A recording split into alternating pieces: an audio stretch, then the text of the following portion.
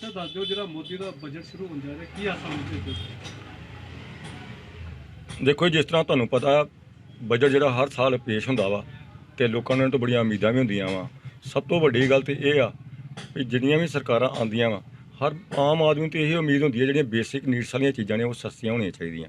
ਤੁਸੀਂ ਹੁਣ ਦੇਖੋ ਨਾ ਦੋ ਚੀਜ਼ਾਂ ਜਿਹੜੀਆਂ ਕਿ ਇਸ ਰਾਜ ਦੇ ਵਿੱਚ ਬਹੁਤ ਮਹਿੰਗੀਆਂ ਹੋਈਆਂ ਵਾ, ਇੱਕ ਤੇ ਸਿਲੰਡਰ ਤੇ ਦੂਜਾ ਜਿਹੜੀ ਸਭ ਤੋਂ ਬੇਸਿਕ ਨੀਡਸ ਆ ਆਮ ਆਦਮੀ ਦੀ ਹਰ ਇਨਸਾਨ ਦੀ ਉਹ ਆ ਆਟਾ। ਆਟੇ ਦਾ ਰੇਟ ਇਹਨਾਂ 4 ਮਹੀਨਿਆਂ ਦੇ ਵਿੱਚ 100-150 ਰੁਪਏ ਤੋਂ ਜ਼ਿਆਦਾ ਵਧਿਆ ਵਾ। ਜਿਹੜੀ ਗੁੱਥੀ ਅਸੀਂ ਮਤਲਬ ਕਹਿੰਦਾ ਕਿ 240 ਰੁਪਏ ਦੀ ਲੈਂਦੇ ਹਾਂ, ਅੱਜ ਉਹਦਾ ਰੇਟ 360 ਰੁਪਏ ਆ। ਤੇ ਦੂਜੀ ਗੱਲ ਜਿਹੜਾ ਸਿਲੰਡਰ ਦਾ ਰੇਟ ਜਿਹੜਾ ਇੰਨਾ ਜ਼ਿਆਦਾ ਵੱਧ ਗਿਆ ਵਾ ਉਹ ਵੀ ਜਿਹੜਾ ਕਿ ਆਮ ਆਦਮੀ ਦੇ ਅਫੋਰਡ ਤੋਂ ਬਾਹਰ ਆ। ਇਸ ਤੋਂ ਪਹਿਲਾਂ ਮਤਲਬ ਕਹਿੰਦੇ ਕਿ 400-500 ਦਾ ਜਿਹੜਾ ਸਿਲੰਡਰ ਸੀ ਅੱਜ 1200 ਰੁਪਈਆ ਦੀ ਕੀਮਤ ਹੋ ਗਈ ਆ। ਇੱਕ ਤਾਂ ਇਹ ਜਿਹੜਾ ਕਿ ਇਹਨਾਂ ਚੀਜ਼ਾਂ ਦੇ ਉੱਤੇ ਖਿਆਲ ਕਰਨਾ ਚਾਹੀਦਾ। ਦੂਜੀ ਵੱਡੀ ਜਿਹੜੀ ਗੱਲ ਇਹ ਆ ਅਜੇ ਤੱਕ ਜਿੰਨੀਆਂ ਵੀ ਸਰਕਾਰਾਂ ਆਈਆਂ ਮਿਨੀਮਮ ਵੇਜ ਐਕਟ ਜਿਹੜੀਆਂ ਲਾਗੂ ਨਹੀਂ ਕਰ ਸਕੀਆਂ। ਮਿਨੀਮਮ ਵੇਜ ਐਕਟ ਲਾਗੂ ਕਰਨ ਤੋਂ ਮਤਲਬ ਭਾਵ ਆ ਵੀ ਜਿਹੜੇ ਆਪਣੇ ਮੁਲਾਜ਼ਮ ਨੇ ਇਹ ਜਿਹੜੇ ਪ੍ਰਾਈਵੇਟ ਜਿਹੜੇ ਸੈਕਟਰ ਦੇ ਵਿੱਚ ਨੌਕਰੀ ਕਰਦੇ ਨੇ ਇਹਦੀ ਘੱਟ ਤੋਂ ਘੱਟ ਤਨਖਾਹ ਕਿੰਨੀ ਹੋਣੀ ਚਾਹੀਦੀ ਹੈ, ਹਜੇ ਤੱਕ ਉਹ ਲਾਗੂ ਨਹੀਂ ਹੋ ਗਈਆਂ। ਦੂਜੀ ਗੱਲ ਇਹਦੇ ਵਿੱਚ ਇੱਕ ਠੇਕੇਦਾਰੀ ਸਿਸਟਮ ਆ। ਨੌਕਰੀ ਕੋਈ ਕਰਾਉਂਦਾ ਵਾ, ਕੰਪਨੀ ਕੋਈ ਹੁੰਦੀ ਆ, ਰਿਕਰੂਟਮੈਂਟ ਕੋਈ ਕਰਾਉਂਦਾ ਵਾ, ਠੀਕ ਆ। ਉਹ ਜਿਹੜਾ ਪੈਸਾ ਵਾ ਵਿਚੋਲੀਆਂ ਦੇ ਹੱਥ ਵਿੱਚ ਚੱਲ ਜਾਂਦਾ ਵਾ। ਤੇ ਸਾਨੂੰ ਇਹਨਾਂ ਤੋਂ ਉਮੀਦਾਂ ਹੈਗੀਆਂ ਵਾ ਵੀ ਇਹਨਾਂ ਵੱਲ ਜਿਹੜਾ ਕਿ ਨਹੀਂ ਖਾਸ ਕਰਕੇ ਧਿਆਨ ਦੇਣਾ ਚਾਹੀਦਾ। ਜਿਹੜੀ ਮਿਡਲ ਕਲਾਸ ਆ ਇਹ ਬੜੀ ਇਹਦੇ ਵਿੱਚ ਦੱਬੀ ਕੁਚਲੀ ਗਈ ਆ। ਜੇ ਮੰਨ ਲਓ ਆਮ ਆਦਮੀ ਤੇ ਆਪਣੀ ਮਤਲਬ ਕਹਿੰਦਾ ਕਿ ਵਧਾ ਲੈਂਦਾ ਵਾ, ਦਿਹਾੜੀ ਵਧਾ ਲੈਂਦਾ ਵਾ, ਠੀਕ ਆ, ਲੇਬਰ ਦੀ ਵੀ ਥੋੜ੍ਹੀ ਵੱਧ ਜਾਂਦੀ ਹੈ। ਜਿਹੜੀ ਮਿਡਲ ਕਲਾਸ ਹੈ ਇਹਨਾਂ ਨੂੰ ਇਹ ਤੋਂ ਉਮੀਦ ਆ ਜਦੋਂ ਕਿ ਪਿਛਲੀਆਂ ਸਰਕਾਰਾਂ ਨੇ ਵੀ ਜਿਹੜਾ ਕਿ ਨਹੀਂ ਮਿਡਲ ਕਲਾਸ ਜਿਹੜੀ ਆ ਇਹਦੇ ਵਿੱਚ ਦੱਬੀ ਜਾਂਦੀ ਆ। ਮੋਦੀ ਦਾ ਬਜਟ ਸ਼ੁਰੂ ਹੋਣ ਜਾ ਰਿਹਾ ਕੀ ਆਸਾਂ ਦੇਖੋ ਜਿਹੜਾ ਇਸ ਗੌਰਮੈਂਟ ਦਾ ਇੰਟਰਿਮ ਬਜਟ ਆ ਰਿਹਾ ਇਹਦੇ ਤੋਂ ਇੱਕ ਨੌਜਵਾਨ ਹੋਣ ਦੇ ਨਾਤੇ ਇਹੀ ਆਸ ਆ ਜਾਏਗੀ ਕਿ ਐਸੀਆਂ ਪਾਲਿਸੀਆਂ ਬਣਨ ਜਿਹਦੇ ਨਾਲ ਨੌਜਵਾਨ ਵਰਗ ਨੂੰ ਅੱਗੇ ਵਧਣ ਦਾ ਮੌਕਾ ਮਿਲੇ। ਤੇ ਇਹਦੇ ਨਾਲ ਹੀ ਨਾਲ ਬਟਾਲਾ ਸ਼ਹਿਰ ਦੇ ਵਾਸੀ ਹੋਣ ਕਰਕੇ ਬਟਾਲਾ ਇੱਕ ਇੰਡਸਟਰੀਅਲ ਟਾਊਨ ਆ, ਤਾਂ ਮੈਂ ਇਸ ਬਜਟ 'ਚ ਉਮੀਦ ਕਰਾਂਗਾ ਕਿ ਜੋ ਸਾਡੇ ਇੰਡਸਟਰੀਅਲ ਮਿਨਿਸਟਰ ਨੇ ਉਹ ਸਾਡੀ ਇੰਡਸਟਰੀ ਨੂੰ ਕੋਈ ਐਸੀ ਪਾਲਿਸੀ ਦੇਣ, ਐਸੀ ਸਕੀਮ ਦੇਣ ਜਿਹਦੇ ਨਾਲ ਸਾਡੀ ਦਾ ਆਇਰਨ ਬਰਡ ਆਫ ਏਸ਼ੀਆ ਦੇ ਖਿਤਾਬ ਵਾਲਾ ਸ਼ਹਿਰ ਦੁਬਾਰਾ ਰਿਵਾਈਵ ਹੋ ਸਕੇ, ਦੁਬਾਰਾ ਦੀ ਫਲਰਿਸ਼ ਹੋ ਸਕੇ। ਸੋ ਮੈਂ ਇਸ ਬਜਟ ਵਿੱਚ ਸਰਕਾਰ ਕੋ ਇੱਕ ਟੈਕਸਟਾਈਲ ਪਾਰਕ ਜਾਂ ਡਿਫੈਂਸ ਪਾਰਕ ਦੀ ਮੰਗ ਕਰਦਾ, ਕਿਉਂਕਿ ਜਦੋਂ ਦੇਸ਼ ਦੀ ਆਜ਼ਾਦੀ ਵਿੱਚ ਕੁਝ ਟੈਂਕ ਜੋ ਦੇਸ਼ ਦੀ ਲੜਾਈ ਹੁੰਦੀ, ਸਾਡੀ ਪਾਕਿਸਤਾਨ ਨਾਲ ਲੜਾਈ ਹੁੰਦੀ ਹੈ, ਤਾਂ ਜਿਹੜੇ ਟੈਂਕ ਖਰਾਬ ਹੋ ਜਾਂਦੇ ਆ ਨਾ, ਤਾਂ ਸਾਡੀ ਬਟਾਲੇ ਦੀ ਇੰਡਸਟਰੀ ਕੁਝ ਟੈਂਕਸ ਠੀਕ ਵੀ ਕਰਕੇ ਭੇਜਦੀ ਆ। ਸੋ ਐਸੀ ਕੈਪੇਬਲ ਇੰਡਸਟਰੀ ਜਿਹੜੀ ਅੱਜ ਖਤਮ ਹੋਣ ਦੇ ਕਿਨਾਰੇ 'ਤੇ ਆ, ਸੋ ਐਸੀ ਇੰਡਸਟਰੀ ਨੂੰ ਦੁਬਾਰਾ ਰਿਵਾਈਵ ਕਰਨ ਵਾਸਤੇ ਮੈਂ ਸਮਝਾਂ ਕਿ ਸੈਂਟਰ ਗੌਰਮੈਂਟ ਤੋਂ ਮੰਗ ਕਰਾਂਗਾ ਕਿ ਇਸ ਆਖਰੀ ਬਜਟ ਵਿੱਚ ਉਹਨਾਂ ਦਾ ਬਜਟ ਵਾਈਜ਼ ਸੈਸ਼ਨ ਸਰਕਾਰ ਦਾ ਉਹਦੇ ਵਿੱਚ ਉਹ ਇੱਕ ਟੈਕਸਟਾਈਲ ਪਾਰਕ ਦੇਣ ਜਾਂ ਡਿਫੈਂਸ ਪਾਰਕ ਬਟਾਲੇ ਨੂੰ ਜ਼ਰੂਰ ਦਿੱਤਾ ਜਾਵੇ ਤਾਂ ਜੋ ਸ਼ਹਿਰ ਦੀ ਇੰਡਸਟਰੀ ਦੁਬਾਰਾ ਰਿਵਾਈਵ ਹੋ ਸਕੇ।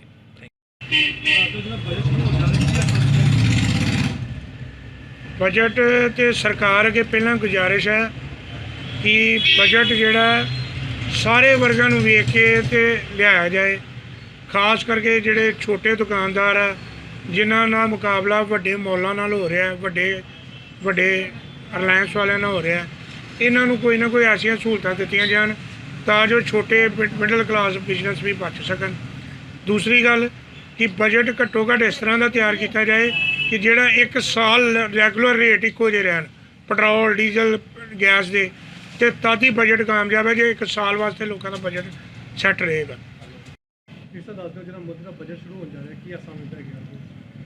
गल है जी आसा की करनिया है, बजट जरा शुरू हो रहा वा, महंगाई हिंदुस्तान च इन्नी क वधदी जा रही है जिसका बयान नहीं किया जाता। अं तो बजट च यो कहने कि महंगाई जी घटे, पर नहीं, हिंदुस्तान के साढ़े प्राइम मिनिस्टर लीडर पाकिस्तान का नाम लैके महंगाई दूनी करी जाते हैं। जे कहते कोई गल होंगी है जी पाकिस्तान 140 रुपये किलो आटा, तो आटे का रेट बढ़ जाता है। पाकिस्तान पेट्रोल इन्ना तो इंडिया पेट्रोल बढ़ जाता है।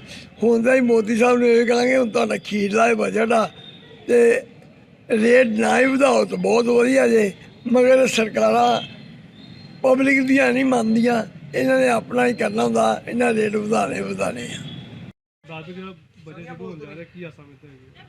महाराज यही तो अपने PM तो बड़ी आस रखी है भी पेट्रोल डीजल वगैरह सस्ता होना चाहिए, घर दी चीज़ा जरूरी समान रसोई का सस्ता होना चाहिए वा।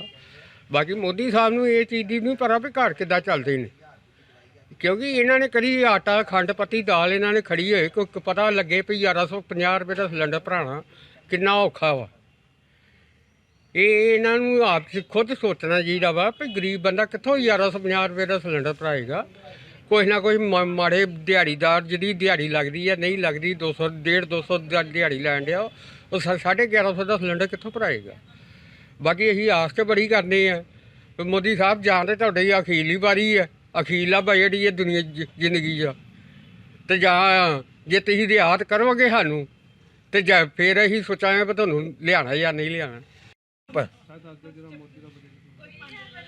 ਦੇਖੋ ਜੀ, ਬਜਟ ਤੋਂ ਆਸ ਤਾਂ ਹਰ ਸਾਲ ਬੜੀ ਕਰਦੇ ਸਾਂ ਅਸੀਂ ਕਿ ਵਧੀਆ ਆਏਗਾ, ਪਰ ਪਹਿਲੇ ਸਾਲ ਨੂੰ ਛੱਡ ਕੇ ਜਿਹੜਾ ਨਾਰਮਲ ਟੈਕਸ ਪੇਅਰ ਹੈ ਉਹਨੂੰ ਅੱਜ ਤੱਕ ਮੋਦੀ ਸਰਕਾਰ ਨੇ ਕੁਝ ਨਹੀਂ ਦਿੱਤਾ। ਜਿਹੜੇ ਲੋਕ ਨਹੀਂ ਟੈਕਸ ਦਿੰਦੇ ਉਹਨਾਂ ਨੂੰ ਪਤਾ ਨਹੀਂ ਕਿੰਨੀਆਂ ਕਿ ਰਿਆਤਾਂ ਦੇਣ ਦੀ ਗੱਲਾਂ ਕਰ ਦਿੰਦੇ ਨੇ ਕਿ ਉਹਨਾਂ ਨੂੰ ਫ੍ਰੀ 'ਚ ਰਾਸ਼ਨ ਦੇਤਾ ਕੁਝ ਦੇਤਾ, ਪਰ ਜਿਹੜੇ ਸਾਡੇ ਵਰਗੇ ਮਿਡਲ ਕਲਾਸ ਲੋਕ ਨੇ ਜਿਹੜੇ ਆਪਣੀ ਆਮਦਨ ਦੇ ਵਿੱਚੋਂ ਇਹਨਾਂ ਨੂੰ ਟੈਕਸ ਦੇ ਰਹੇ, ਜਿਨ੍ਹਾਂ ਨਾਲ ਮੋਦੀ ਸਾਹਿਬ ਨੂੰ ਵੀ ਤਨਖਾਹ ਮਿਲਦੀ ਹੈ ਤੇ ਬਾਕੀ MLA MPs MCs ਨੂੰ ਵੀ ਮਿਲਦੀ ਹੈ, ਉਹਨਾਂ ਬਾਰੇ ਮੋਦੀ ਸਾਹਿਬ ਨੇ ਅੱਜ ਤੱਕ ਕਦੀ ਨਹੀਂ ਸੋਚਿਆ। ਮੈਂ ਤਾਂ ਉਹਨਾਂ ਕੋਲ ਅਪੀਲ ਕਰਾਂਗਾ ਕਿ ਸੀਤਾਰਮਨ ਜੀ ਨੂੰ ਕਿ ਜਿਹੜੀ 1.5 ਲੱਖ ਰੁਪਏ ਦੀ ਸੇਵਿੰਗ ਦੀ ਹੈ ਉਹਨੂੰ 1.5 ਲੱਖ ਤੋਂ ਵਧਾ ਕੇ ਘੱਟੋ ਘੱਟ 2.5 ਲੱਖ ਕੀਤਾ ਜਾਵੇ, ਕਿਉਂਕਿ ਇਹਨਾਂ ਪੋਲੀਟੀਸ਼ੀਅਨ ਦੇ ਹੱਥੋਂ ਤਾਂ ਮੈਡੀਕਲ ਫੈਸਿਲਿਟੀ ਜਿਹੜੀ ਆ ਮਿਲ ਨਹੀਂ ਸਕਦੀ। ਤੇ ਅਸੀਂ ਆਪਣਾ ਕੁਝ ਸੋਚੀਏ ਜਿਹਦੇ ਨਾਲ ਸਾਡੇ ਪੈਸੇ ਇਕੱਠੇ ਹੋਣ ਤੇ ਕੱਲ ਨੂੰ ਜੇ ਸਾਨੂੰ ਕੋਈ ਮੈਡੀਕਲ ਫੈਸਿਲਿਟੀ ਦੀ ਲੋੜ ਪਵੇ ਜਾਂ ਸਾਡੇ ਬੱਚਿਆਂ ਨੂੰ ਕਿਤੇ ਪੜ੍ਹਾਈ ਵਾਸਤੇ ਪੈਸੇ ਦਾ ਫੰਡ ਦੀ ਲੋੜ ਪਵੇ ਤਾਂ ਉਹ ਜਿਹੜਾ 2.5 ਲੱਖ ਰੁਪਏ ਇਸ ਸਾਲ ਦਾ ਦੇ ਸਕੀਏ, ਜਿਹਦੇ 'ਚ ਸਾਨੂੰ ਵਿਆਜ ਜਿਹੜਾ ਅੱਛਾ ਮਿਲੇ, ਕਿਉਂਕਿ ਸਰਕਾਰੀ ਮੁਲਾਜ਼ਮਾਂ ਨੂੰ EPF 'ਚ 8.5% ਵਿਆਜ ਦਿੰਦੇ ਨੇ ਤੇ ਨਾਰਮਲ ਪਬਲਿਕ ਜਿਹੜੀ ਟੈਕਸ ਪੇ ਕਰਦੀ ਆ ਉਹਨੂੰ ਇਹ ਵਿਆਜ 7% ਦੇ ਰਹੇ ਮੋਦੀ ਸਾਹਿਬ PPF 'ਚ ਵੀ। ਕਿਉਂਕਿ ਮੈਂ ਤੁਹਾਡੇ ਮਾਧਿਅਮ ਨਾਲ ਇਹਨਾਂ ਨੂੰ ਅਪੀਲ ਕਰਾਂਗਾ ਕਿ ਥੋੜਾ ਜਿਹਾ ਧਿਆਨ ਹੈ ਕਿ ਮਿਡਲ ਕਲਾਸ ਵੱਲ ਦੇ ਦਿਓ। ਇਹ ਮਿਡਲ ਕਲਾਸ ਹੀ ਸੀਗਾ ਜਿਹਨੇ ਤੁਹਾਨੂੰ 2 ਟਰਮਾਂ ਦਿੱਤੀਆਂ, ਬਟ ਇਸ ਵਾਰ ਅਸੀਂ ਸੋਚਦੇ ਪਏ ਆ ਕਿ ਤੁਸੀਂ ਗਲਤੀ ਕਰ ਰਹੀ ਆ, ਅਸੀਂ ਵੀ ਗਲਤੀ ਕੀਤੀ ਤੁਹਾਨੂੰ ਚੁਣ ਕੇ ਕਿ ਜਿਹੜਾ ਤੁਸੀਂ ਸਾਡੇ ਬਾਰੇ ਤਾਂ ਕਦੀ ਸੋਚਿਆ ਨਹੀਂ ਹੈ। ਤਾਂ ਤੁਹਾਡਾ ਲਾਸਟ ਬਜਟ ਹੈ, ਮੈਂ ਇਹੋ ਅਪੀਲ ਕਰਾਂਗਾ ਕਿ ਕੁਝ ਮਿਡਲ ਕਲਾਸ ਨੂੰ ਦਿਓ ਜਿਹਦੇ ਨਾਲ ਕਿ ਤੁਹਾਡੇ ਬਾਰੇ ਸੋਚੀਏ ਕਿ ਦੁਬਾਰਾ ਤੁਸੀਂ ਆਉਣਾ ਚਾਹੀਦਾ ਕਿ ਨਹੀਂ। ਇਸ ਦਾ ਜਿਹੜਾ ਮੋਦੀ ਦਾ ਬਜਟ ਸ਼ੁਰੂ ਹੋ ਜਾ ਰਿਹਾ ਕੀ ਆਸਾਂ ਮਿਲਦਾ ਹੈ ਤੁਹਾਨੂੰ? ਵਾਹਿਗੁਰੂ ਜੀ ਕਾ ਖਾਲਸਾ ਵਾਹਿਗੁਰੂ ਜੀ ਕੀ ਫਤਿਹ। ਵੇਖੋ ਜੀ, ਜਿਹੜਾ ਮੋਦੀ ਜੀ ਦਾ ਜਿਹੜਾ ਬਜਟ ਪੇਸ਼ ਹੋਣ ਜਾ ਰਿਹਾ ਇਹ ਤੋਂ ਤੇ ਅਸੀਂ ਉਮੀਦ ਕਰਦੇ ਆ ਕਿ ਇਸ ਵਾਰ ਵੇਖੋ ਕਿ ਜਿੰਨੀ ਕੁ ਮਹਿੰਗਾਈ ਹੋ ਰਹੀ ਹੈ, ਜਿੱਦਾਂ ਇਹਨਾਂ ਨੂੰ ਵੇਖਣਾ ਚਾਹੀਦਾ ਸੈਂਟਰ ਸਰਕਾਰ ਨੂੰ ਕਿ ਹਰ ਇੱਕ ਸੂਬੇ 'ਚ ਹਰ ਵਰਗ ਦਾ ਲੋਕ ਰਹਿੰਦੇ ਨੇ, ਜੇ ਅਮੀਰ ਨੇ ਤਾਂ ਗਰੀਬ ਵੀ ਨੇ। ਵੇਖੋ ਜੀ, ਹਰ ਇੱਕ ਚੀਜ਼ ਤੇ ਟੈਕਸ ਲੱਗਾ ਦਾ ਤੇ ਕਈ ਲੋਕ ਨੇ ਵਿਚਾਰੇ ਜਿਹੜੇ ਸਵੇਰੇ ਕਮਾਉਂਦੇ ਨੇ ਤੇ ਸ਼ਾਮੀ ਖਾਂਦੇ ਨੇ। ਤੇ ਤੁਸੀਂ ਵੇਖੋ ਜੇ ਮਜ਼ਦੂਰ ਦੀ 400 ਰੁਪਏ ਦਿਹਾੜੀ ਹੈ, ਹਰ ਇੱਕ ਚੀਜ਼ ਤੇ ਨਾ ਟੈਕਸ ਲਾਇਆ, ਖਾਣ ਵਾਲੀ ਚੀਜ਼ ਤੇ ਵੀ ਟੈਕਸ ਲੱਗਾ, ਗੈਸ ਤੇ ਵੀ ਟੈਕਸ ਲੱਗਾ, ਪੈਟਰੋਲ ਤੇ ਵੀ ਟੈਕਸ ਲੱਗਾ। ਉਹ ਵਿਚਾਰਾ ਜੇ 400 ਰੁਪਏ ਕਮਾਏਗਾ ਤੇ ਜੇ ਸ਼ਾਮ ਤੱਕ ਬਿਜਲੀ ਦੇ ਖਰਚੇ ਪਾ ਕੇ, ਗੈਸ ਦੇ ਖਰਚੇ ਪਾ ਕੇ, ਹਰ ਇੱਕ ਚੀਜ਼ਾਂ ਪਾ ਕੇ ਵੇਖੋ ਜੇ ਉਹਦਾ 500 ਰੁਪਏ ਦਿਹਾੜੀ ਦਾ ਲੱਗ ਜਾਏਗਾ ਤੇ ਉਹਦਾ ਵਿਚਾਰਾ ਕਰਜ਼ੇ 'ਚ ਹੀ ਡੁੱਬੇਗਾ। ਤਾਂ ਕਰਕੇ ਸੈਂਟਰ ਗੌਰਮੈਂਟ ਦੇ ਅੱਗੇ ਇਹੀ ਬੇਨਤੀ ਕਰਦੇ ਆ ਕਿ ਹਰ ਇੱਕ ਸੂਬੇ ਨੂੰ ਮੁੱਖ ਰੱਖਦੇ, ਜਿੱਦਾਂ ਪੰਜਾਬ 'ਚ ਵੇਖੋ ਆਮ ਆਦਮੀ ਪਾਰਟੀ ਵੱਧ ਤੋਂ ਵੱਧ ਵਧੀਆ ਕੰਮ ਕਰ ਰਹੀ ਹੈ ਤੇ ਇਹਨਾਂ ਸੈਂਟਰ ਨੂੰ ਵੀ ਚਾਹੀਦਾ ਕਿ ਹਰ ਇੱਕ ਸੂਬੇ ਦਾ ਧਿਆਨ ਦੇਣ, ਹਰ ਇੱਕ ਸੂਬੇ ਦੇ ਜਿਹੜੇ ਮੁੱਖ ਮੰਤਰੀ ਨੇ ਉਹਨਾਂ ਦੇ ਨਾਲ ਮਿਲ ਕੇ ਤੇ ਸੂਬੇ ਦਾ ਧਿਆਨ ਦੇਣ ਤੇ ਗਰੀਬ ਵਰਗ ਦਾ ਵੀ ਧਿਆਨ ਰੱਖ ਕੇ ਤੇ ਆਪਣੇ ਬਜਟ ਨੂੰ ਹਰ ਇੱਕ ਵਰਗ ਨੂੰ ਮੁੱਖ ਰੱਖਦੇ ਹੋਏ ਆਪਣਾ ਬਜਟ ਪੇਸ਼ ਕਰਨ, ਤਾਂ ਕਿ ਜਿਹੜਾ ਗਰੀਬ ਇਨਸਾਨ ਹੈ ਉਹ ਵੀ ਚੈਨ ਦਾ ਸਾਹ ਲੈ ਸਕੇ। ਇਸ ਦਾ ਜਿਹੜਾ ਮੋਦੀ ਦਾ ਬਜਟ ਸ਼ੁਰੂ ਹੋਣ ਜਾ ਰਿਹਾ ਕੀ ਆਸਾਂ ਮਿਲਦਾ ਹੈ ਤੁਹਾਨੂੰ? ਦੇਖੋ, ਆਸਾਂ ਤਾਂ ਬਹੁਤ ਹੈ। ਇੱਕ ਤੇ ਸਭ ਤੋਂ ਪਹਿਲਾਂ ਇਹ ਹੈ ਕਿ ਆਪਣੇ ਗੈਸ ਸਸਤੀ ਹੋਣੀ ਚਾਹੀਦੀ ਹੈ। ਜਿਹੜੇ ਬੱਚੇ ਸਾਡੇ ਬਾਹਰ ਜਾਣ ਡੇ ਉਹਨਾਂ ਵਾਸਤੇ ਜਿਹੜੀਆਂ ਨੌਕਰੀਆਂ ਨੇ ਉਹਨਾਂ ਨੂੰ ਇੱਥੇ ਮੁਹੱਈਆ ਕਰਨ, ਜਾਂ ਤਾਂ ਕਿ ਸਾਡਾ ਜਿਹੜਾ ਪੰਜਾਬ ਦਾ ਪਿੰਡਲਾ ਪੰਜਾਬ ਆ ਉਹ ਸਾਡੇ ਕੋਲ ਨਾ ਵਿਸਰਿਆ ਜਾਏ। ਜਿਹੜਾ ਪੈਟਰੋਲ ਆ ਉਹ ਵੀ ਸਸਤਾ ਹੋਣਾ ਚਾਹੀਦਾ। ਮਹਿੰਗਾਈ ਜਿਹੜੀ ਇੰਨੀ ਮਹਿੰਗੀ ਹੈ, ਆਟਾ ਮਿੰਟਾਂ ਮਾਰੇ ਬੰਦੇ ਦੀ ਪਹੁੰਚ ਤੋਂ ਬਾਹਰ ਹੋ ਜਾਂਦਾ। ਇਹ ਚੀਜ਼ਾਂ ਸਸਤੀਆਂ ਹੋਣੀਆਂ ਚਾਹੀਦੀਆਂ, ਜਿਹੜੀਆਂ ਲੋੜਵੰਦ ਚੀਜ਼ਾਂ ਜਿਹੜੀਆਂ ਡੇਲੀ ਵਰਤੋਂ 'ਚ ਆਉਂਦੀਆਂ ਨੇ ਇਹ ਸਸਤੀਆਂ ਹੋਣੀਆਂ ਚਾਹੀਦੀਆਂ। ਜਿਹੜਾ ਮੋਦੀ ਦਾ ਬਜਟ ਸ਼ੁਰੂ ਹੋ ਜਾ ਕੀ ਆਸਾਂ ਮਿਲਦਾ ਹੈ? ਸਰਕਾਰ ਤੋਂ ਇਹ ਉਮੀਦ ਕਰਨੇ ਆ ਜਿਹੜੇ ਛੋਟੇ ਦੁਕਾਨਦਾਰ ਨੇ ਇਹਨਾਂ ਦਾ ਖਾਸ ਖਿਆਲ ਰੱਖਿਆ ਜਾਏ, ਕਿਉਂਕਿ ਮਹਿੰਗਾਈ ਦਾ ਬਹੁਤ ਜ਼ਿਆਦਾ ਦੌਰ ਚੱਲ ਰਿਹਾ। ਇੱਕ ਵੱਡੇ ਜਿਹੜੇ ਮਾਲ ਖੁੱਲ੍ਹ ਰਹੇ ਨੇ ਉਹਦੇ ਨਾਲ ਛੋਟੇ ਦੁਕਾਨਦਾਰਾਂ ਨੂੰ ਬੜੀ ਪਰੇਸ਼ਾਨੀ ਦਾ ਸਾਹਮਣਾ ਕਰਨਾ ਪੈ ਰਿਹਾ, ਕਿਉਂਕਿ ਛੋਟੇ ਜਿਹੜੇ ਦੁਕਾਨਦਾਰ ਨੇ ਇਹਨਾਂ ਦੀ ਰੋਜੀ ਰੋਟੀ ਜਿਹੜੀ ਹੈ ਉਹ ਖੋਤੀ ਜਾ ਰਹੀ ਹੈ। ਇਸ ਕਰਕੇ ਸਰਕਾਰ ਕੋਲ ਹੀ ਉਮੀਦ ਕਰਨੇ ਆ ਜਿਹੜਾ ਮੱਧਿਆ ਵਰਗ ਆ, ਜਿਹੜਾ ਮੀਡੀਅਮ ਤਬਕਾ ਵਾ, ਇਹਦੇ ਵਾਸਤੇ ਖਾਸ ਇੱਕ ਬਜਟ ਤਿਆਰ ਕੀਤਾ ਜਾਏ ਜਿਨ੍ਹਾਂ ਕਿ ਲੋਕਾਂ ਨੂੰ ਰਾਹਤ ਮਿਲੇ। ਜਿਹੜਾ ਮੋਦੀ ਦਾ ਬਜਟ ਸ਼ੁਰੂ ਹੋਣ ਜਾ ਰਿਹਾ ਕੀ ਆਸਾਂ ਮਿਲਦਾ? ਬਜਟ ਜਿਹੜਾ ਜੀ ਆਮ ਲੋਕਾਂ ਦੇ ਹਿੱਤ ਦਾ ਹੋਣਾ ਚਾਹੀਦਾ ਵਾ, ਹਰ ਚੀਜ਼ ਸਸਤੀ ਹੋਣੀ ਚਾਹੀਦੀ ਆ। ਜਿੱਦਾਂ ਵੀ ਕੋਈ ਜੇ ਲੋਕਾਂ ਨੂੰ ਜ਼ਰੂਰਤਮੰਦ ਚੀਜ਼ਾਂ ਵਾ, ਘਰ ਦੀਆਂ ਰਸੋਈ ਦੀਆਂ ਚੀਜ਼ਾਂ ਵਾ, ਜਿਹੜੀਆਂ ਲੋਕਾਂ ਦੀਆਂ ਰੋਜ਼ਮਰਰਾ ਦੀਆਂ ਚੀਜ਼ਾਂ ਵਾ, ਉਹਨਾਂ ਦੀ ਜ਼ਰੂਰ ਲਗਾਮ ਲੱਗਣੀ ਚਾਹੀਦੀ ਆ। ਉਹਨਾਂ ਦੀ ਮਹਿੰਗਾਈ ਜਿਹੜੀ ਹੈ ਘੱਟ ਤੋਂ ਘੱਟ ਸਾਨੂੰ ਹੋਣੀ ਚਾਹੀਦੀ ਆ। ਬੱਚਿਆਂ ਵਾਸਤੇ ਕੁਛ ਨਾ ਕੁਛ ਜ਼ਰੂਰ ਵਿੱਚ ਆਏ। ਜਿਹੜੇ ਬੱਚੇ ਇੰਨਾ ਪੜ੍ਹ ਲਿਖ ਕੇ ਤੇ ਉਹ ਨੌਕਰੀਆਂ ਦੀ ਭਾਲ 'ਚ ਬਾਹਰ ਜਾ ਰਹੇ ਆ, ਉਹਨਾਂ ਵਾਸਤੇ ਜ਼ਰੂਰ ਕੁਛ ਨਾ ਕੁਛ ਹੋਣਾ ਚਾਹੀਦਾ। ਮੈਂ ਤਾਂ ਇਹੋ ਹੀ ਆਸ ਕਰਦਾ ਵਾਂ ਕੋਈ ਸੀਤਾਰਮਨ ਜੀ ਇਹੋ ਜਿਹਾ ਬਜਟ 'ਚ ਕੋਈ ਪੇਸ਼ ਕਰਨ ਕਿ ਜਿਹੜੇ ਸਾਡੇ ਬੱਚੇ ਪੜ੍ਹ ਲਿਖ ਕੇ ਬਾਹਰ ਜਾ ਰਹੇ ਆ ਨਾ, ਉਹਨਾਂ ਦੇ ਰੋਕਥਾਮ ਲੱਗੇ, ਉਹਨਾਂ ਨੂੰ ਇੰਡੀਆ 'ਚ ਕੋਈ ਕੰਮ ਮਿਲੇ। ਇਹ ਸਭ ਤੋਂ ਵੱਡੀ ਮੇਰੀ ਮੰਗ ਹੈ ਜੀ। ਅੱਛਾ ਦੱਸ ਦਿਓ, ਜਿਹੜਾ ਮੋਦੀ ਦਾ ਬਜਟ ਸ਼ੁਰੂ ਹੋਣ ਜਾ ਰਿਹਾ ਹੈ, ਹਾਂਜੀ ਕੀ ਹਾਂਜੀ ਆਸਾਂ ਲੋਕਾਂ ਦੇਖੋ ਜੀ, ਆਸ ਉਮੀਦ ਇਹੋ ਹੀ ਆ ਵੀ ਮਤਲਬ ਜਿਸ ਤਰ੍ਹਾਂ ਬਜਟ ਕੱਲ੍ਹ ਆ ਰਿਹਾ, ਪੇਸ਼ ਹੋ ਰਿਹਾ, ਅੱਜ ਸੈਸ਼ਨ ਬੈਠਾ ਹੈ, ਅਸੀਂ ਚਾਹੁੰਦੇ ਹਾਂ ਵੀ ਜਿਹੜੀਆਂ ਚੀਜ਼ਾਂ ਹੈਗੀਆਂ ਨਾ, ਮਤਲਬ ਲਗਜ਼ਰੀ ਚੀਜ਼ਾਂ ਅਯਾਸ਼ੀ ਦੀਆਂ, ਸਿਗਰਟ ਹੈ, ਸ਼ਰਾਬ ਹੈ, ਬੀੜੀ ਹੈ, ਤੰਬਾਕੂ ਹੈ, ਜਾਂ ਕੋਈ ਮਤਲਬ ਲਗਜ਼ਰੀ ਗੱਡੀਆਂ ਨੇ, ਕੋਸਮੈਟਿਕ ਹੈ ਵਗੈਰਾ, ਉਹ ਸਮਾਨ ਚਾਹੇ ਜਿੰਨਾ ਮਰਜ਼ੀ ਮਹਿੰਗਾ ਕਰ ਦਿਓ। ਲੇਕਿਨ ਜਿਹੜੀ ਚੀਜ਼ਾਂ ਰੋਜ਼ ਦੀਆਂ ਮਤਲਬ ਰੋਜ਼ ਮਰੇ ਚੀਜ਼ਾਂ ਨੇ, ਜਿਹਦੇ 'ਚ ਗਰੀਬ ਆਦਮੀ ਨੇ ਜਾਂ ਮੀਡੀਅਮ ਤਬਕਾ ਜਿਹਦੇ ਪੈਸੇ ਆ, ਉਹ ਚੀਜ਼ਾਂ, ਖਾਣ ਪੀਣ ਦੀਆਂ ਚੀਜ਼ਾਂ, ਦਵਾਈਆਂ, ਐਜੂਕੇਸ਼ਨ, ਇਹ ਜਿਹੜੀ ਮੈਡੀਕਲ ਸੁਵਿਧਾ, ਇਹ ਸਸਤੀਆਂ ਹੋਣੀਆਂ ਚਾਹੀਦੀਆਂ ਨੇ। ਇਹਦੇ ਉੱਪਰ ਕੋਈ ਟੈਕਸ ਨਹੀਂ ਲੱਗਣਾ ਚਾਹੀਦਾ। ਕੀ ਮੰਗ ਕਰਦੇ ਹੋ? ਮੰਗ ਇਹੋ ਹੀ ਕਰਨੇ ਆ ਵੀ ਜਿਹੜੀਆਂ ਚੀਜ਼ਾਂ ਮਤਲਬ ਲਗਜ਼ਰੀ ਨੇ ਉਹ ਬੇਸ਼ੱਕ ਵਧਾ ਦਿਓ, ਲੇਕਿਨ ਜਿਹੜੀ ਚੀਜ਼ਾਂ ਰੋਜ਼ਮਰਰਾ ਦੀ ਚੀਜ਼ਾਂ ਨੇ, ਡੇਲੀ ਨੀਡਸ ਆਉਂਦੀਆਂ ਨੇ, ਅਸੀਂ ਵਰਤਦੇ ਹਾਂ, ਆਮ ਬੰਦਾ ਵਰਤਦਾ ਹੈ। ਆਮ ਬੰਦਾ ਮਤਲਬ ਜਿਸ ਤਰ੍ਹਾਂ ਕਿਰਾਏ ਨੇ, ਜਾਂ ਮਤਲਬ ਦਾਲਾਂ ਨੇ, ਚਾਵਲ ਹੈ, ਪੈਟਰੋਲ ਹੈ, ਗੈਸ ਹੈ, ਜਿਹੜਾ ਘਰ ਦਾ ਬਜਟ ਵਿਗੜਦਾ ਉਹ ਬਜਟ ਨਾ ਵਿਗੜੇ। ਹਰ ਚੀਜ਼ ਜਿਹੜੀ ਹੈਗੀ ਘਰੇਲੂ ਚੀਜ਼ ਇਹ ਸਸਤੀ ਹੋਣੀ ਚਾਹੀਦੀ ਹੈ। मेरा नाम एसपी सिंह जी है और मैं CICU ਵਿੱਚ ਜੁਆਇੰਟ ਸੈਕਟਰੀ ਹਾਂ। ਬਜਟ ਪੇਸ਼ ਹੋਣ ਵਾਲਾ ਕਿਸ ਇੰਡਸਟਰੀ ਤੋਂ ਕੀ ਉਮੀਦ ਹੈ ਤੁਹਾਨੂੰ ਇਸ ਬਜਟ ਤੋਂ? ਦੇਖੋ, ਇੰਡਸਟਰੀ ਵਾਈਜ਼ ਚੈਂਬਰ ਤਾਂ ਸਾਰੇ ਸੈਕਟਰਸ ਨੂੰ ਰਿਪਰੈਜ਼ੈਂਟ ਕਰਦਾ ਹੈਗਾ, ਤੇ ਇਸ ਟਾਈਮ ਤੇ ਜ਼ਿਆਦਾਤਰ ਸਾਡੇ ਜਿਹੜੇ ਸੈਕਟਰਸ ਹੈ, ਚਾਹੇ ਉਹ ਬਾਈਸਾਈਕਲ ਹੈ, ਸਵਿੰਗ ਮਸ਼ੀਨ ਹੈ, ਆਟੋ ਪਾਰਟਸ ਹੈ, ਫਾਸਟਨਰਸ ਹੈ, ਟੈਕਸਟਾਈਲ ਗਾਰਮੈਂਟਸ ਹੈ, ਸਾਰੇ ਇਸ ਟਾਈਮ ਤੇ ਕਾਫੀ ਮੁਸ਼ਕਿਲ ਦੌਰ ਚੋਂ ਗੁਜ਼ਰ ਰਹੇ ਹੈ।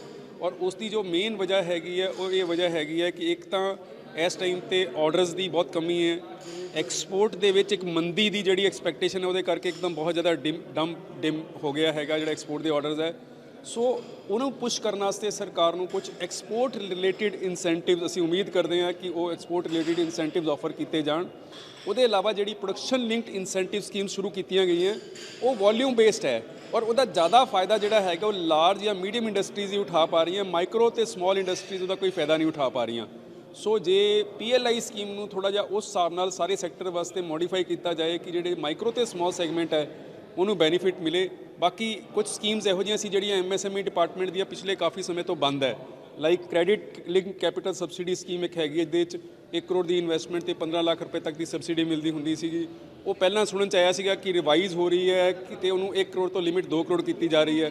ਉਹ 2 ਕਰੋੜ ਹੋਣ ਦੀ ਬਜਾਏ ਜਿਹੜਾ 1 ਕਰੋੜ ਸੀ ਉਹ ਵੀ ਬੰਦ ਹੋਇਆ तो सरकार वो लिमिट 1 करोड़ की बजाय 2 करोड़ करे तो प्लस 15% की बजाय सबसिडी 20% करे, ताकि इंडस्ट्री ने जी अपनी एक्सपेंशन करनी है उसका थोड़ा जहा बेनीफिट ले सके। सर, कोरोना के पिछले टाइम दौरान जो कारोबार ठप होए थे, की चाहते इस बजट के विच की स्पैशल किया जाए इंडस्ट्री के लिए? देखो, जिवें मैं दस्सिया PLI स्कीम या MSME दी जिहड़ियां स्कीम्स बंद हैगियां उन्होंने चेंज करके रिवाइज करके लागू करना वो तो एक पार्ट है।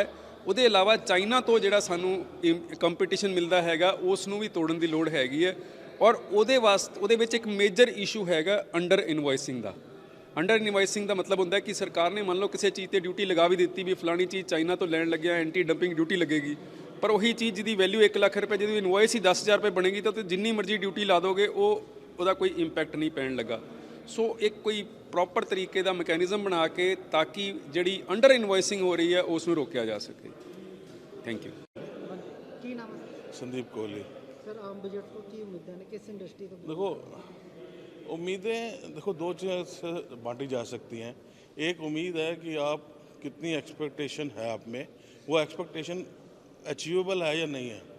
जैसे कई लोग एक्सपेक्टेशन कर देते हैं कि भाई इनकम टैक्स राइज कर दें, ऑलरेडी काफ़ी रैशनलाइज्ड है, उसमें कोई दिक्कत नहीं है। अब हमारे को गवर्नमेंट ने काफ़ी पिछले कुछ सालों में कुछ जो रिफॉर्म्स आए हैं उसका है नो डाउट, पर एक चीज़ जहाँ पे हमारी गवर्नमेंट या हमारी कुछ सेक्टर्स लैग कर रहे हैं विच आर बेसिकली कि हमारा रूरल इंडिया और कंट्रैक्ट सेक्टर ये they are not working good. इसीलिए हमारे आप देखिए कुछ sectors in economy are doing exceptionally good, जैसे सीमेंट हो गया, स्टील हो गया, they are doing very good. पर कुछ सेक्टर्स जैसे टेक्सटाइल्स है, हमारे साइकिल इंडस्ट्रीज़ हैं, साइकिल इंडस्ट्री से related they are not doing good.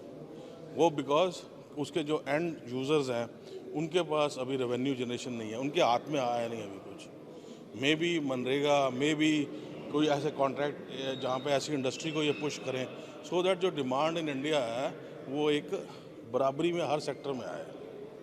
ये एक चीज़ जो इन इंडस्ट्री के लिए क्या चाहते हो इस बार? यही कहा है हमने कि पुश करे गवर्नमेंट इनको किसी ना किसी तरीके से। Some there are many ways of pushing the things, चाहे आप कुछ मनरेगा में कुछ कर दें या कुछ ऐसे small asset generation in rural India जिससे एक वो आए, और कुछ साइकिल के ऊपर हो इंसेंटिव हो या टेक्सटाइल रिलेटेड एक फोकस्ड करके कि इस सेक्टर को ऐसे ठीक हो जाएगा, इस सेक्टर को इस अप्रोच से ठीक हो जाएगा, अप्रोच जनरेटेड फोकस्ड होनी चाहिए। या जो इम्पोर्ट की चीज़ें के ऊपर इम्पोर्ट का देखो, इम्पोर्ट का एक सप्लाई चेन इश्यूज वो एक अपने आप में बहुत बड़े इश्यूज हैं।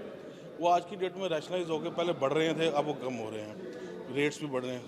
I think with going forward ये इम्पोर्ट्स के सीजन सब ठीक हो जाएंगे and India will as a net exporter, net importer की बजाय we will go to net exporting nation in the coming future. Budget ਆ ਰਿਹਾ ਹੈ, ਆਮ ਬਜਟ, ਕੀ ਉਮੀਦਾਂ ਹੈ ਲੁਧਿਆਣਾ ਦੀ ਵਿਸ਼ਵ ਪ੍ਰਸਿੱਧ ਸਾਈਕਲ ਇੰਡਸਟਰੀ ਹੋਰ ਜੀ ਇੰਡਸਟਰੀ ਹੈ, ਕੀ ਉਮੀਦਾਂ ਤੁਹਾਨੂੰ? ਲੁਧਿਆਣਾ ਇੰਡਸਟਰੀ ਮਦਰ ਇੰਡਸਟਰੀ ਹੈ। ਸਾਰਿਆਂ ਨੂੰ ਪਤਾ ਹੈ ਕਿ ਜੇ ਹੌਜ਼ੀ 'ਚ ਤੇਜ਼ੀ ਹੈ ਅਤੇ ਸਾਰੇ ਪਾਸੇ ਤੇਜ਼ੀ ਹੈ ਅਤੇ ਅਸੀਂ ਸਰਕਾਰ ਨੂੰ ਚਾਹੁੰਦੇ ਹਾਂ ਵੀ ਜਿਹੜੇ ਸਲੈਬ ਹੈ 3 ਬਣਾਏ ਹੋਏ ਹੈ, ਪਹਿਲਾਂ ਸਾਡੇ ਯਾਰਨ ਅਤੇ ਫੈਬਰਿਕ ਦੇ 5% ਸੀਗਾ ਅਤੇ ਫਿਰ ਵਧਾ ਕੇ 12 ਕਰਤਾ, ਕੁਛ ਆਈਟਮਾਂ ਦੇ 18 ਵੀ ਹੈ। ਅਸੀਂ ਚਾਹੁੰਦੇ ਵੀ ਇੱਕੋ ਬਜਟ ਇੱਕੋ ਹੀ ਸਲੈਬ ਹੋਵੇ 5%, ਤਾਂ ਕਿ ਇੰਡਸਟਰੀ ਉਹਦੇ ਵਿੱਚ ਰੈਲਿਸ਼ ਕਰ ਸਕੇ, ਗਰੋ ਕਰ ਸਕੇ। ਅਗਰ ਕਰ ਦਿੰਦੀ ਹੈ ਇੰਡਸਟਰੀ ਨੂੰ ਬਹੁਤ ਵੱਡਾ ਬੈਨੀਫਿਟ ਹੋ ਸਕਦਾ ਹੈ। ਸਰ ਇੱਕ ਚਾਈਨਾ ਦਾ ਕੰਪੀਟੀਸ਼ਨ ਤਾਂ ਲੱਗਦਾ ਨਹੀਂ, ਜਿੱਦਾਂ ਕਿ ਸਰਕਾਰ ਕੋਈ ਸਹੂਲਤਾਂ ਦਿੰਦੀ ਹੈ ਤਾਂ ਅਗਰ ਰਾਹਤ ਵੀ ਮਿਲੇਗੀ ਖਾਸਾ ਕਿ ਅੰਤਰਰਾਸ਼ਟਰੀ ਮਾਰਕੀਟ। ਚਾਈਨਾ ਦਾ ਬਹੁਤ ਹੀ ਸਾਨੂੰ ਕੰਪੀਟ ਕਰਨਾ ਪੈਂਦਾ ਹੈ। ਚਾਈਨਾ ਦਾ ਮਾਲ ਅੱਛਾ ਵੀ ਹੈ ਔਰ ਸਸਤਾ ਵੀ ਹੈ। ਸਾਡੀ ਅਸੈਸਰੀਜ਼ ਹੈ ਜਿਵੇਂ ਬਟਨ 'ਚ ਐਂਬੈਲਿਸ਼ਮੈਂਟ ਜਿੰਨੀਆਂ ਵੀ ਹੈ ਇਹ ਸਾਰਾ ਚਾਈਨਾ ਦਾ ਹੈ 90% ਤੋਂ ਜ਼ਿਆਦਾ। ਉਹਨਾਂ ਦੀ ਕੁਆਲਿਟੀ ਬਹੁਤ ਵਧੀਆ ਔਰ ਸਸਤੀ ਹੈ। ਜਦ ਤੱਕ ਗੌਰਮੈਂਟ ਲੋਕਲ ਇੰਡਸਟਰੀ ਨੂੰ ਕੋਈ ਇਨਸੈਂਟਿਵ ਬੈਨੀਫਿਟ ਨਹੀਂ ਦੇਗੀ, ਸ਼ਾਬਾਸ਼ ਨਹੀਂ ਦੇਗੀ ਇਨ ਦੀ ਫਾਰਮ ਆਫ ਇਨਸੈਂਟਿਵ, ਤੇ ਬੜਾ ਮੁਸ਼ਕਿਲ ਹੋ ਜਾਏਗਾ। ਸਾਨੂੰ ਚਾਈਨਾ ਦੇ ਡਿਪੈਂਡੈਂਟ ਹੋਣਾ ਪੈਂਦਾ। ਅਸੀਂ ਨਹੀਂ ਚਾਹੁੰਦੇ ਵੀ ਚਾਈਨਾ ਦੇ ਡਿਪੈਂਡੈਂਟ ਰਹੀਏ। ਅਸੀਂ ਗਵਰਨਮੈਂਟ ਨੂੰ ਅਪੀਲ ਕਰਦੇ ਵੀ ਵੱਧ ਤੋਂ ਵੱਧ ਇੰਡਸਟਰੀ ਨੂੰ ਬੈਕਅਪ ਦੇ, ਇਨਸੈਂਟਿਵ ਦੇਵੇ ਤਾਂ ਕਿ ਅਸੀਂ ਉਹਨਾਂ ਨੂੰ ਕੰਪੀਟ ਕਰ ਸਕੀਏ। ਹਾਂਜੀ, ਸਤਿ ਸ਼੍ਰੀ ਅਕਾਲ ਜੀ। ਮੈਂ Sarabjit Singh, convener export committee CICU। Budget ਦੇ ਨਾਲ ਸਾਡੀਆਂ ਜਿਹੜੀਆਂ ਐਕਸਪੈਕਟੇਸ਼ਨਸ ਨੇ ਬਹੁਤ ਨੇ, ਕਿਉਂਕਿ ਗਰੋਥ ਜਿਹੜੀ ਘਟ ਰਹੀ ਆ ਅਤੇ PM ਦਾ ਜਿਹੜਾ ਸੁਨੇਹਾ ਆ 5 ਟ੍ਰਿਲੀਅਨ ਇਕੋਨਮੀ ਦਾ, ਉਹਨੂੰ ਅਚੀਵ ਕਰਨ ਵਾਸਤੇ ਗਵਰਨਮੈਂਟ ਤੋਂ ਸਾਨੂੰ ਬਹੁਤ ਆਸ ਹੈਗੀ ਆ। ਇੱਕ ਤਾਂ GST ਦੇ ਵਿੱਚ ਡਰਾਸਟਿਕ ਚੇਂਜਸ ਚਾਹੀਦੀਆਂ ਨੇ। ਜਿਹੜਾ GST ਦਾ ਲਾਅ ਹੈ ਉਹਦੇ ਵਿੱਚ ਜਿਹੜੀਆਂ ਹਿੰਡਰੈਂਸਿਸ ਆ ਰਹੀਆਂ ਨੇ ਉਹਨਾਂ ਨੂੰ ਆਪਾਂ ਨੂੰ ਚੇਂਜ ਕਰਨ ਦੀ ਲੋੜ ਹੈ। ਅਸੀਂ ਐਕਸਪੈਕਟ ਕਰਦੇ ਹਾਂ ਕਿ ਗਵਰਨਮੈਂਟ ਜਿਹੜੀ ਹੈਗੀ ਆ ਉਹ GST ਦੇ ਲਾਅ ਨੂੰ ਜਿਹੜਾ ਥੋੜ੍ਹਾ ਬਹੁਤਾ ਚੇਂਜ ਕਰਕੇ ਤਾਂ ਕਿ ਉਹ ਜਿਹੜਾ ਸਾਡੇ ਫਰੈਂਡਲੀ ਹੋ ਜੇ। ਔਰ ਸੈਕਿੰਡ ਜਿਹੜਾ ਐਕਸਪੋਰਟ ਦੇ ਉੱਤੇ ਅਸੀਂ ਚਾਹੁੰਦੇ ਹਾਂ ਕਿ ਸਾਨੂੰ ਇਨਸੈਂਟਿਵ ਮਿਲੇ, ਕਿਉਂਕਿ ਸਾਡੀ ਇੰਪੋਰਟ ਵੱਧ ਰਹੀ ਆ ਅਤੇ ਐਕਸਪੋਰਟ ਸਾਡੀ ਘਟ ਰਹੀ ਆ। ਔਰ ਉਹਦੇ ਵਿੱਚ ਮੇਨ ਜਿਹੜੀ ਪ੍ਰੋਬਲਮਸ ਆ ਰਹੀਆਂ ਰਾ ਮਟੀਰੀਅਲ ਨੂੰ ਲੈ ਕੇ, ਚਾਹੇ ਉਹ ਸਟੀਲ ਆ, ਚਾਹੇ ਉਹ ਰਬਰ ਆ, ਚਾਹੇ ਦੂਸਰੇ ਰਾ ਮਟੀਰੀਅਲ ਪਲਾਸਟਿਕ ਦੇ ਰਾ ਮਟੀਰੀਅਲ ਨੇ, ਉਹਨਾਂ ਦੇ ਉੱਤੇ ਜਿਹੜੀ ਇੰਪੋਰਟ ਡਿਊਟੀ ਘਟਾ ਕੇ ਜਾਂ ਉਹਨਾਂ ਨੂੰ ਇੰਪੋਰਟ ਫ੍ਰੀ ਕਰਕੇ ਜਿਹੜੀ ਸਾਡੀ ਐਕਸਪੋਰਟ ਦੀ ਗਰੋਥ ਨੂੰ ਵਧਾਇਆ ਜਾ ਸਕਦਾ। ਵੀ ਆਰ ਐਕਸਪੈਕਟਿੰਗ ਕਿ ਇਹ ਚੀਜ਼ਾਂ ਸਾਡੇ 'ਤੇ ਗਵਰਨਮੈਂਟ ਜਿਹੜੀ ਆ GST ਦੇ ਵਿੱਚ ਸਾਨੂੰ ਦੇਵੇਗੀ। Thank you. ਸਰ, ਕਰੋਨਾ ਕਾਲ ਦੇ ਦੌਰਾਨ ਕਾਰੋਬਾਰ ਠੱਪ ਹੋ ਗਏ ਸੀ, ਉਸ ਤੋਂ ਇਲਾਵਾ ਕੀ ਚਾਹੁੰਦੇ ਹੋ ਇਸ ਬਜਟ ਦੇ ਵਿੱਚ? ਜਿਹੜੀ ਕਰੋਨਾ ਦਾ ਜਿਹੜਾ ਮਾਰ ਆ ਹੁਣ ਸਮਝ ਆਉਣੀ ਸ਼ੁਰੂ ਹੋਈ ਆ ਸਾਰੀ countries, not only in India ਜਾਂ ਪੰਜਾਬ ਦੇ ਵਿੱਚ ਨਹੀਂ, ਸਾਰੀ ਦੁਨੀਆ ਦੇ ਵਿੱਚ ਹੀ ਕਰੋਨਾ ਦਾ ਜਿਹੜਾ ਇਫੈਕਟ ਆਉਣਾ ਸ਼ੁਰੂ ਹੋ ਗਿਆ ਹੈ। ਹੁਣ ਜਿਹੜਾ ਸਾਨੂੰ ਅਸੀਂ ਐਕਸਪੈਕਟ ਕਰਦੇ ਹਾਂ ਕਿ ਜਿਹੜਾ ਲੋਨ ਹੈ ਐਕਸਪੋਰਟ ਵਾਸਤੇ, ਉਹਨੂੰ ਲੋਨ ਨੂੰ ਇੰਟਰਸਟ ਫ੍ਰੀ ਕੀਤਾ ਜਾਵੇ। ਇਸ ਵੇਲੇ 3% ਦੀ ਸਬਵੈਂਸ਼ਨ ਹੈ, ਜਿਹੜੀ ਕਰੋਨਾ ਤੋਂ ਪਹਿਲਾਂ 5% ਦੀ ਸੀ। ਇੱਕ ਤਾਂ ਉਹਨੂੰ ਵਧਾਇਆ ਜਾਵੇ ਅਤੇ ਲੋਨ ਜਿਹੜੇ ਈਜ਼ੀਲੀ ਅਵੇਲੇਬਲ ਕਰਾਏ ਜਾਣ ਤਾਂ ਕਿ ਜਿਹੜਾ ਐਕਸਪੋਰਟ ਸੈਕਟਰ ਹੈ ਉਹ ਗਰੋ ਕਰੇਗਾ। ਜੇ ਐਕਸਪੋਰਟ ਸੈਕਟਰ ਗਰੋ ਕਰੇਗਾ ਤਾਂ ਜਿਹੜਾ 5 ਟ੍ਰਿਲੀਅਨ ਇਕੋਨਮੀ ਦਾ PM ਸਰ ਦਾ ਜਿਹੜਾ ਇੱਕ ਸੁਪਨਾ ਆ ਉਹ ਅਸੀਂ ਬਹੁਤ ਜਲਦੀ ਪੂਰਾ ਕਰ ਲਾਂਗੇ। ਸਰ, ਗੱਲ ਇੱਦਾਂ, ਤੁਸੀਂ ਮੇਰੇ ਕੋਲ ਬਜਟ ਦਾ ਪੁੱਛਣਾ ਹੈ।